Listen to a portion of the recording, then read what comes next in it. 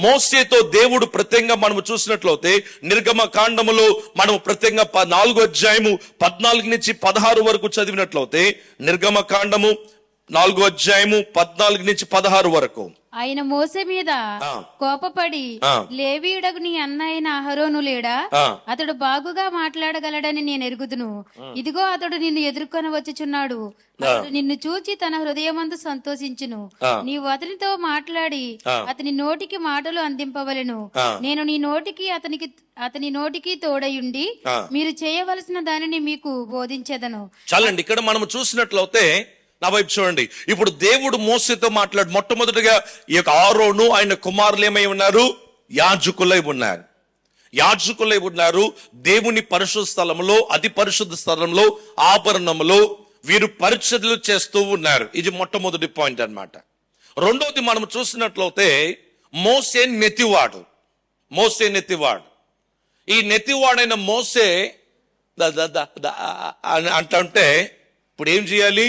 ఫరోకి మాట చెప్పాలి. అందుకని ఏం చేశారంటే దేవుడు ఆరోనుని ఆ పని కొరకు అప్పగిస్తున్నాడు. దేవుడు ఆరోనుని అభిషేకం చేస్తున్నాడు. ఏమి అభిషేకం అంటే ఈజ్ ది స్పోక్స్ మ్యాన్, అంటే మోసే యొక్క నోరుగా దేవుడు ఆరోనుని వాడుకుంటున్నాడు. మోసే చెప్పాల్సిన మాటలు ఆ యొక్క మోసే ఆరోనుకి చెప్పేవాడు. ఆరోను ఏం చేసేవాడు? ఫరోకి చెప్పేవాడు. మోసే ఆరోనుకి చెప్పేవాడు, ఆరోను ప్రజలకి చెప్పేవాడు. మోసే ఆరోనుకి చెప్పేవాడు, ఆరోను శత్రువులతో మాట్లాడేవాడు. అంటే దేవుడు ఆరోనుని ఒక ప్రత్యేకమైన అభిషేకం ఇచ్చాడు. ఏంటి అభిషేకం అంటే వారి యొక్క సహోదరుడైన మోసే యొక్క స్వరాన్ని ఆయన సరిగా మాట్లాడలేకపోయినా ఆయన స్వరాన్ని ప్రజలకి అందింపచేసే అభిషేకం అన్నమాట. కొన్నిసార్లు మనం కొన్ని పనులు చేయలేం.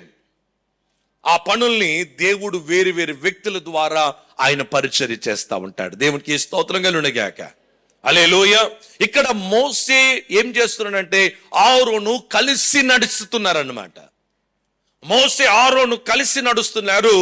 మోసేకి ఆయన పరిచర్య చేయగలిగిన ఒక బాధ్యత ఉంది. చూడండి, ప్రవక్తలు చాలా మంది ప్రవచనాలు చెప్తా ఉంటారు.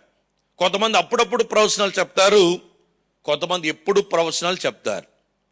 దాన్ని ఏమంటామంటే అప్పుడప్పుడు ప్రవచనం చెప్పేవాడు ప్రవక్త అంటాం, కానీ నిరంతరం ప్రవచనం చెప్పేవాడు ఆయన్ని ప్రాఫిట్ అని పిలుస్తాము. ఆయనకు ఒక ఆఫీస్ కూడా ఉంటుందని మనం చూస్తున్నాం. కాబట్టి మోసే ఒక డెలివరెన్స్, అంటే ప్రజల్ని విడిపించువాడు. మరి ముఖ్యంగా మోసేలో దేవుని స్వరము వినిపిస్తుంది కాబట్టి మోసే ప్రజలతో ఆ మాట చెప్పాలి. కాబట్టి మోసే కూడా దేవుని యొక్క ప్రవక్తగా దేవుడు అభిషేకించాడు.